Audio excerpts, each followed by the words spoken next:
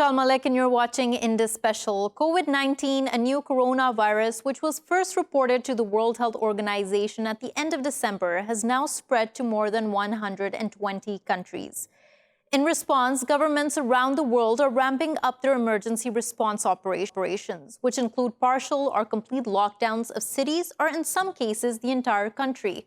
During times like these, panic and concern is natural. But it is also important to avoid hysteria, which can lead to misinformation and mismanagement. It's important to remain aware and careful, but also sensitive to the people around you and true to the facts. On today's show, we discuss what precautionary steps need to be taken by individuals and governments to deal effectively with the outbreak. Joining us for this conversation is Mr. Valerio Bordonaro, who's the former advisor to the Prime Minister of Rome. He joins us from Rome. Thank you so much, Mr. Bordonaro, for joining us. Also joining us today is Mr. Einar Tangen, who's a political and economic affairs commentator. He joins us from Beijing. Thank you as well, Mr. Tangen, for joining us, and welcome to this show. Mr. Tangen, I'd like to begin with you. Now, China was, of course, the epicenter for the outbreak, and since then, since those months, it's been working hard to bring down the numbers, dealing with patients who have been impacted by the outbreak. But now we're seeing a situation in China where things seem to be defrosting, and that seems to be only in China. The world at large seems to be going through this pandemic at a very emergency level. When you sit here and you see what's happening across the world, do you feel like there are things that the Chinese government or Chinese experts can offer as advice to how countries can go forward better with the matter? Absolutely, and you see other countries adopting that, both in Hong Kong, Singapore. Hong Kong is not another country, but an area within China. So they have been, doing this social distancing. They've been making sure that the schools are closed. And unfortunately, it has not been uniform. China has shared everything that it has with both the WHO and CDC. Experts have been able to review the data and see exactly what it is. But there seems to be, as I said, this kind of patchwork of responses, both in terms of the way that they're addressing health. Boris Johnson has said that he wants to keep kids in school, although this is one of the prime ways in which this can be moved about. It's not the danger to the children, it's the danger to the people that the children come in contact with. In the United States, there's been a very odd response in terms of leadership. You seem to have a divide between the scientists and the administration, especially as it applies to the president, Donald Trump. So China's message is very simple. You plan, you do what is necessary, you keep the message straight and clear. You be very transparent so that people aren't afraid that they're not getting all the information. And you try to tamp down all these kind of paranoid ideas that are kind of floating around in social media. Right. Mr. Tangen, I want to dig more into the measures you've stated here and more that can be done, especially about the measures that China took and what can be adopted across the world. But I want to jump to Mr. Valerio Bordonaro. Mr. Bordonaro, in Italy, we're seeing a very grave situation. Cases have risen almost above 24,000 now.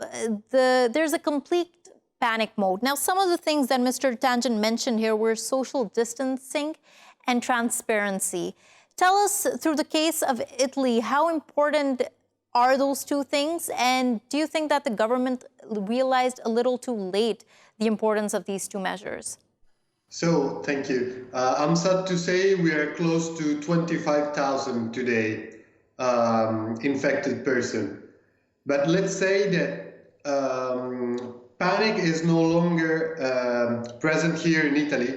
I can tell you this is the eighth day of lockdown, and the population is reacting very well. I'm seeing on the screen, this nice situation where the people started singing from the balconies, and let's say most of the people is really seriously respecting all the indication and all the suggestion arriving from the government.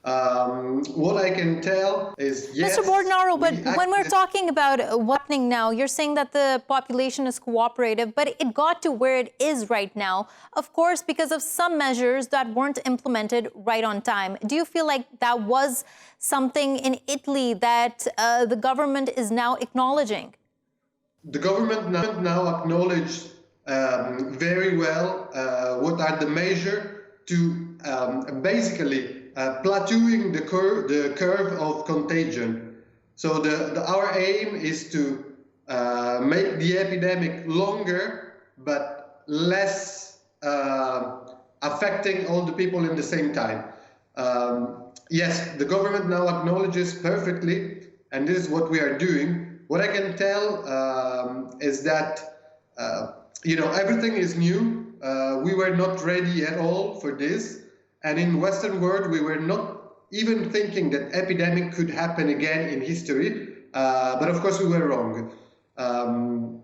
Mr. Bordonaro, I want to press on this statement again, because this is exactly what we want to try to get out of the show today. What are the precautionary measures that need to be taken by countries that are not witnessing or seeing what Italy has seen? When we talk about social distancing, did it happen when Italy realized it should happen? Or do you think there was a delay in that? There was maybe a delay. But since a week, everything is totally clear to everyone, the government and the population. Yes, social distancing is the first thing. So now we know that we have to stay at least 1 meter far away from each other. The second thing is to wash carefully hands and try to avoid touching nose and eyes. And then the rest is try to avoid as much as we can any commuting inside cities or inside country. Nowadays in Italy, everything is closed except grocery stores, pharmacies, and news shops. Right. So there's nothing else that we can do. Right. I'm going to jump back to Einar Tangen. Mr. Tangen, when the world saw what was happening in China, was that an alarm enough to go off in terms of what they need to do, whether they need to follow China's suit? Because I remember in the earlier days, there was a lot of conversation about whether quarantining is the right option, whether social distancing is necessary. Do you feel like there was a missed opportunity there? Well, I think it's a little bit harsh. I mean, what we have here is human nature at work. And unfortunately, there was a missed opportunity for about 2 weeks in Wuhan. The local officials didn't really understand the severity of what they were dealing with.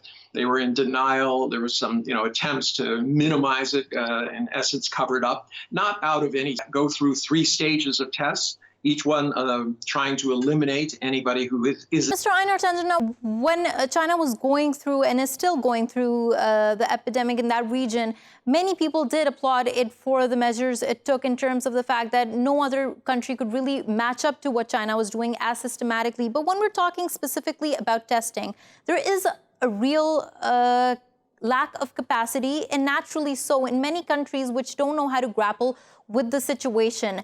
What do you think can be done in this regard, especially when we're talking about there being now shutting off of borders, but for a very long time, passengers flying in and out from different countries? What can be done now for the phase of damage control? Well, obviously, there needs to be some control at airports. There needs to be testing. What China has done is not say that no one can come into China. They just say, listen, if you come into China, we need to do a 14-day quarantine for your protection and everybody else's. This is quite different from saying, I'm shutting my borders. You don't want to interfere with the second phase of damage that these types of things bring about, which is the economic damage. You're in essence going to lose, China's going to lose 1 full quarter of expenditure. That's going to impact jobs. It's going to impact the economy, especially small and medium-sized enterprises. So you have to be very careful about how you go about these different steps. And you haven't seen that. And it should have been done on a worldwide basis. Right. There should have been a study of what China has done, pick out the best pieces, and then apply them on a worldwide basis and have countries come together. Right, Mr. Tangen, stay with me. Mr. Bordonaro, now we're talking about many places in Europe going on a lockdown, taking the matters into their own hands, taking grave and stringent measures, which are the need of the hour. But do you feel like this is consistent all across Europe? And if not, where do you think the problem lies, the hindrance in taking these measures to the full extent? Well, it's not yet consistent. We'll see in the next days. All the other countries will start following the Italian example. The point is that they had 9 to 11 days ahead, so they could have done better. They could have felt that the Italian case was similar to them, while we didn't think that about the Chinese case that was before us. The only problem here is that the European Union doesn't have any competence on this matter. So it's still the single member states who has to take measures. This is something that we, the Europeans, have to really think about and think about some mechanism to respond to this kind of new crisis. Right. Just taking a look at the matter of how public gatherings are limited, what's being done on the ground? How strict are the measures? Take us through that, Mr. Bordonaro. Well, they are very strict. So a person like me can only go to the grocery shop, the closest one, buy whatever he needs, and go back home. That's it. One person per family can go to the shop. So if the police stops you on the street, they will ask one of the two persons going to go back home. It's very strict, and we are taking it as seriously as we can. And I really can tell that the population is taking it very seriously. We understand that we are very close to the critical point. We were saying 25,000 infected people. That means that on average, 10% of them need intensive care units. But of course, as any other country, Italy has limited intensive care units all over the country. Right. This means that now we have to slow down the contagion, no matter what. Right. Thank you so much, Mr. Bordonaro, for joining us and taking us through what's happening on the ground in Italy specifically. Mr. Tangen, going back to you and talking about what the World Health Organization has said in terms of the recovered patients within China, which is, it's marking up to being almost 70%. How difficult is the recovery process, and what really is required during it, and to bring the numbers back down? I mean, it took China quite some time to do it, but now when you're looking at the numbers actually falling in hindsight, what is important to be done there? Well, I mean, exactly what they've done. In terms of the illness itself, for about 80% of those who get it, it's a bad cold. It's not life-threatening or anything like that. For the remaining 20%, there is some sort of care, and then real intensive care for about 5%. And then you're having about a little less than half of that who can succumb to a follow-on of the diseases. It's not the virus that kills you. It's the pneumonia and the respiratory failure that does it, that's brought on by it. So what has China done specifically? I've been in Beijing the entire time. Every day or every couple of days, there's a new set of guidelines. For instance, yesterday they announced that no, you can go out to a restaurant, but you cannot sit across from anybody. You cannot be within 1 meter from anybody sitting around you. So, it's an odd table arrangement. You can sit at the same table, but for a table of 4, there would only be allowed to have 2 people sitting basically at the corners of the table. It's a geometrical problem. So at my residence and every other residence I know, when I come in, I am checked for a card that was issued to me saying that I live there. No guests are allowed. My temperature is taken when I come in and when I go out. They make sure that they know exactly who I am. There are no packages delivered. No one from outside the compound is allowed in. So these are the types of very practical things that they're doing to maintain this kind of social separation. In addition to that, you've had a willing populace. This idea that China is on the verge of a revolution is pure nonsense. What you actually have is 99% of the people stay off the streets at home, and the rest of the 1% are only doing essential services and jobs. Right. Mr. Tangen, now I want to on that point, but I want to take that to the guest who's just joined us, Dr. Mohammed Munir, who's a virologist at Lancaster University. He joins us from Lancaster. Thank you so much, Dr. Munir, for taking out the time. I understand you're very busy during what's happening all across the world. Dr. Munir, let's unpack this a little more. Mr. Tangen also stated that for many people, this virus acts much like the flu, much like the cold. And that seems to be also a problem when we talk about social distancing, because people under 60 seem like it might not impact that much. Therefore, there's not much of a need or danger to take those precautions. Given what we know now, what would you say to that? How do we break this information down and understand it?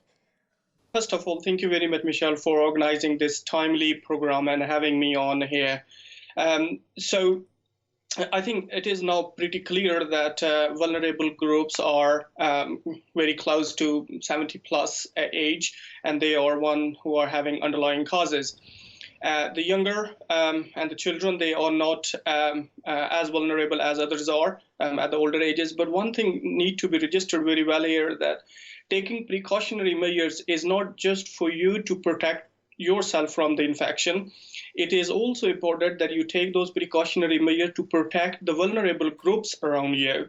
So if you are in youth, there are fair chances that you won't contract the infection at that scale where the older people would do. But you would have parents around, you would have grandparents around, or you would have someone with already having infections in the society. So if someone who is not vulnerable, if they practice like a personal hygiene as a topmost priority, and as being said before, there are a range of precautionary measures that are proven now, that since the disease has been around with us for 2.5 months, we have learned enough what are really the things that are working and what have worked. So taking those one as a blueprint and really following them would not only safeguard the elderly people or the people vulnerable group, but also to intervene with the transmission, and slowly that will help to slow down the virus in any country.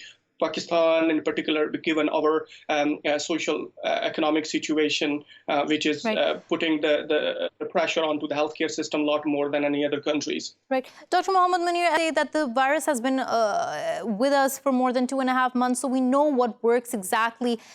Could you please reiterate and take us through those measures as well? Because that's always a good practice, to keep on reiterating the important bits of information.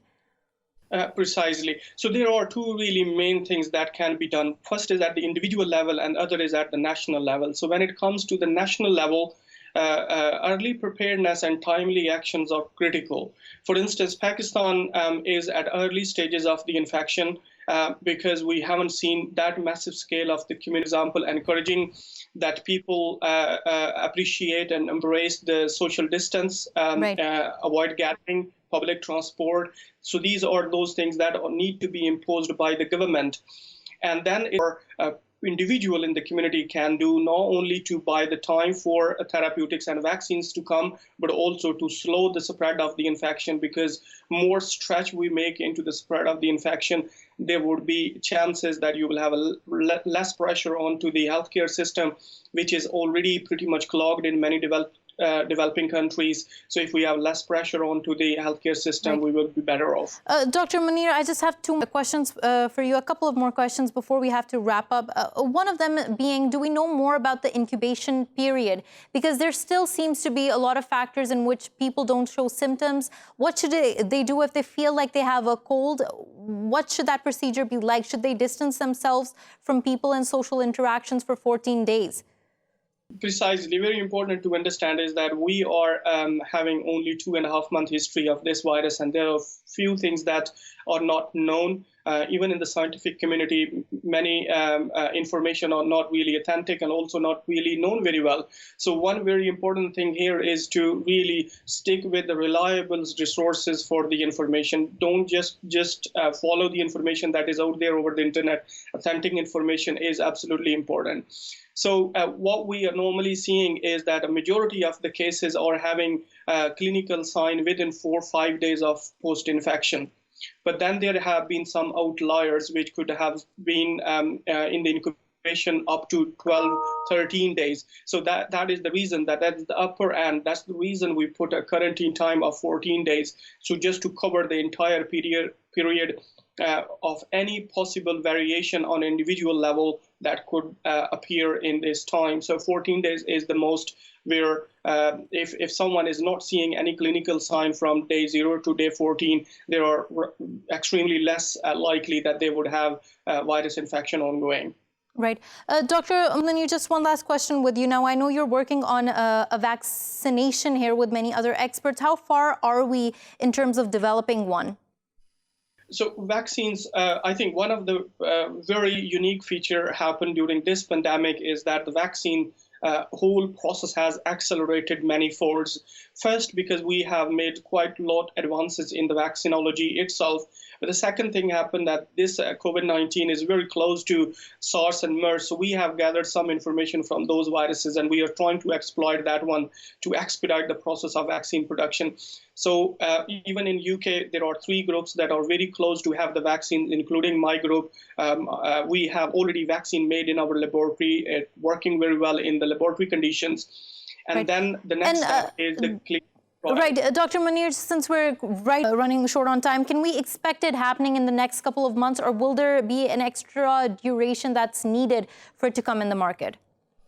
Earliest we can expect for reliable vaccines to be applied in the human population would be not earlier than 8 months. And that is really down to clinical and preclinical trials that require that extensive amount of time. Right. On that point, thank you so much, Dr. Mohammed Munir, for joining us and taking out the time to talk to us. Einar Tangen for talking to us from Beijing.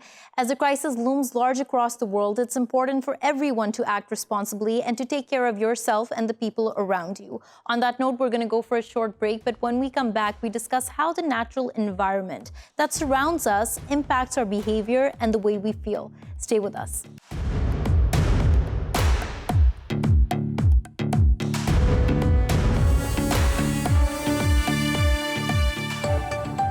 Welcome back to the show. The natural environment impacts us on several layers. It impacts how we eat, how we do business, and how we travel. But how does it influence us at a deeper level, the level which deals with emotions and moods? On today's show, we take a look at how the human mind and body reacts differently in varying weathers and geographical locations. Joining us for this discussion, Professor Cary Cooper, who's the Professor of Psychology and Health. He joins us from Manchester. Also joining us is Mr. Svein Tveitdal, who's the former UN Director of Climate Change and also Director of Klima, which works as a climate consulting organization. He joins us from Norway. Thank you both for joining us and welcome to the show. Professor Cary Cooper, I'd like to begin with you. Now, when we talk about the deep link of the human mind and body with things like the weather and geographical location, is there a link to begin with? Yeah, there is a link. I mean, we've known for a long time that different climates have an impact on individuals. But what's happening now with climate change is the changing climate is also having that because people love stability. And when you have floods when you normally get them, when you have cold weather when it's normally warm, or you have excessive heat when it's normally fairly moderate, that is affecting people's moods and their sense of security and stability. And of course, if you look at the coronavirus, for example, people are now attributing some of that to the changing climate, to climate change itself. Are we creating a climate in which viruses, bacteria multiply and are transmitted globally by virtue of the changing climate? So climate change certainly has an impact. And we've known for a long time, for example, if you if you're in a climate that's fairly moderate, the weather's reasonably good, it's usually like that at that time of year, the sun's out, you feel psychologically much better than you do if it's dark, cold. They talk about seasonal affective disorder as a condition where, you wake up in the darkness, you go home in the darkness, it's cold, it's damp, it's not very nice, and you don't get full spectrum light, can cause people to get depressed. Mild clinical depression, but for some people, excessive. But basically, climate has an impact on us in a whole variety of ways, and the changing nature of it is particularly significant now. Right.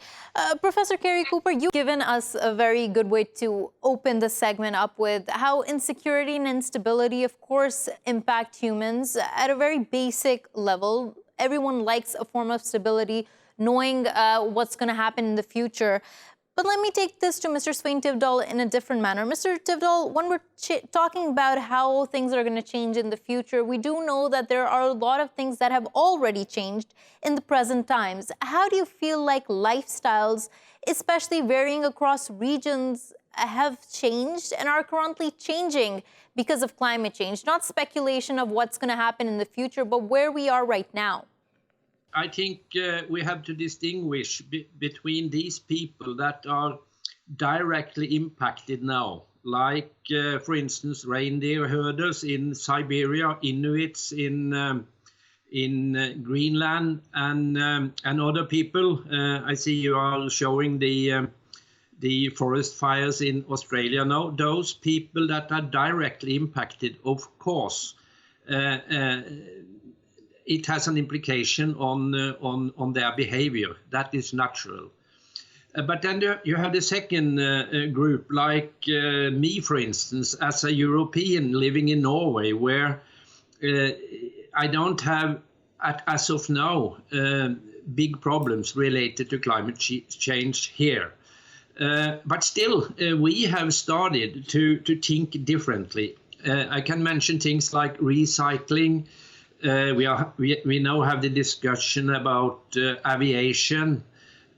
We have transport habits that are changing. More people here take the train and so forth. This is based on awareness and also policy from the government. So yes, but it's of course very much more severe in the areas where they now have a direct problem from the climate change. Right. Having a direct problem, climate changing, weather patterns changing, of course, causes a lot of displacement, causes a lot of loss, economic loss, great social injustice. These are some of the varying issues we're seeing.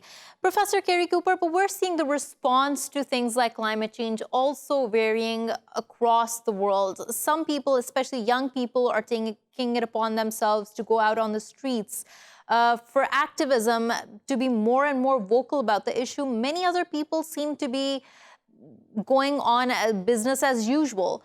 What really distinguishes the type of reactions here, not just specifically to climate change, but when there is growing uncertainty about the future? Do different people react differently, or is there one more common human reaction that is to be expected? Well, I think, we're seeing that people do act differently. I mean, if you look at my students at the University of Manchester, climate change is extremely important to them. Just recently in the UK, we had a whole month of really weather we normally don't get, floods everywhere. And now we're looking at coastal defenses. We're looking at saying to people, maybe you shouldn't be living on in high risk areas. The young people can see that it's their future. They're worried about it because it's their life. I'm afraid some older people, older generations, who are not so concerned because, they're much more complacent. And what we need is the young people to keep pursuing this and pushing us older folk. And I think it's really important to tell the older generations it's important for them, because many of them are in positions of power. They have money, they can do things, they can influence politics, but so can the young people. But they're making us all aware, the young people, even sub-university level, just students in high school and younger than that. And I think it's really critical that they're taking this active role and showing the rest of us what we should be doing, because we're in the positions of influence to change things. Right. Professor Cary Cooper, one of the consequences that we see of climate change is, of course, massive displacement all across the world, but we're also seeing a rhetoric which is going against those trying to seek refuge. Do you think being overexposed to information as such, when we talk about the migration crisis, the refugee crisis, when it's covered in the news, it builds up apathy?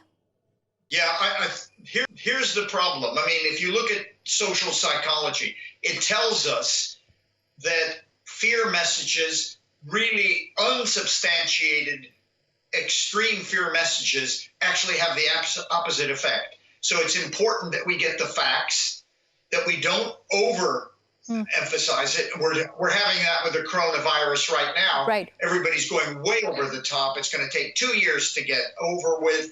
A lot of us, your relatives are going to die. That kind of message frightens people and creates mental ill health, actually. It creates anxiety, depression, stress. And what we need is people to get the facts and to get accurate facts, not to overemphasize the fear message, but to, tell them the reality of what's going to happen and in what time frame it's going to happen. Right. I think that's quite important. Otherwise, what we're going to have is a significant rise in clinical anxiety.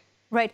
Mr. Tveitdal, as Professor talks about the current situation we are in, relating that to the larger environment, how that's causing widespread panic, a lot of hysteria, lack of information. But when we take this in a more grand scheme of things, the dissemination of information, the fact-checking, misinformation, do you feel like the establishment, because we've been hearing a lot about this, that the establishment all over the world, especially when it comes to issues related to the climate, often doesn't give the true extent of the picture? Do you feel like they work against people who are trying to put out the scientific facts?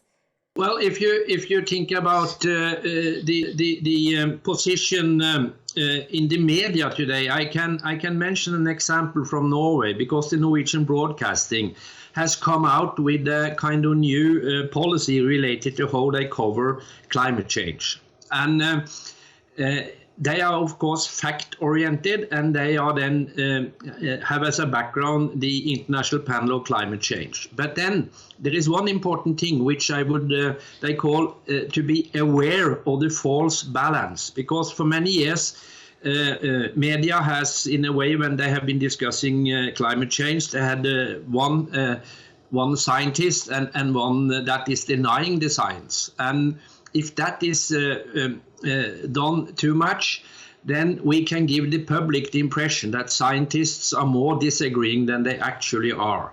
So there has been a change, in at least here in Norway, in this policy. And I think that is actually extremely important, because media has a very, very important role in building up awareness, attitudes, policies, and so forth. Right. And one thing I think, the coronavirus, and let me make a comment here, because as we see now all over the world, it is possible to change behavior when there is a threat out there, a sudden threat. And I think that, but we will fix, according to the scientists, the corona problem. We have a bigger problem about addressing a bigger problem like climate change, because it comes sneaking in. But I believe from the corona now, it shows that if we want to solve a problem, we can do it. And that is something that gives me also optimism in addition to what happened with the attitude of the young people. So what we have to avoid in the future is climate change catastrophe that is triggering an immediate threat like we see now from the coronavirus, and we can use that as an example in the future. Right. Professor Cary Cooper, when things are in flux, constantly changing, there is this built-up state of inertia on the recipients of the situations, feeling like there's not much to do. What do you think really urges humans to bring about drastic behavioral changes? We're seeing that happen right now, but we're also, we've been seeing that trend when people suddenly get up, governments suddenly get up, they say, we're going to say no to plastic, we're going to go into self-isolation mode with the coronavirus. But what really brings humans to that tipping point? Well, I think, in a way, what we just heard from my Norwegian colleague, I think what brings them to that point is the immediacy and the fear, to some extent, not fear, but, uncertainty and lack of control makes people want to take action. So we've seen with the recession, in the UK, we've seen with Brexit, we've seen now with the coronavirus, with climate change, we are now seeing people saying there's a lot of uncertainty going on. We can see the consequences. We can see the changing climate right in front of our eyes. We can see it in terms of the floods, in terms of the weather changes, in the winter having a lot of sunny days, etc. And as a consequence of that, the uncertainty and the lack of control makes people want to gain more control. So I think the good news, and I agree with my Norwegian colleague, the good news is I think this is pushing people to say this is something we need to deal with. And a lot of people, by the way, are linking indirectly the coronavirus with climate change one way or another. So I think we live in a very interdependent world. Right. And I think the necessity to do things is driven by the uncertainty and the worry and the concern about what the future holds. Right. Professor Cary Cooper, we've been talking about individuals in a more collective sense up till now, but I do want to go back to something initially you mentioned, how certain types of weathers make people feel sad. People with underlying mental health issues, illnesses, does weather trigger certain emotions which maybe wouldn't be triggered in a person who is without those issues? Well, I think it does. I mean, the notion, everybody kind of jokes about sad seasonal affective disorder, but it's real, and a large proportion of people in countries like Scandinavia, England, in the northern regions, let's say, of the world, who get little sunlight during the winter, who go to work in the dark, come home in the dark, and it's cold and damp and all the rest of it. That affects most of us just subclinically. We don't have mental ill health, but we feel low and the like. If you already have a predisposition and for mental ill health of one sort or another, depression, anxiety, or whatever,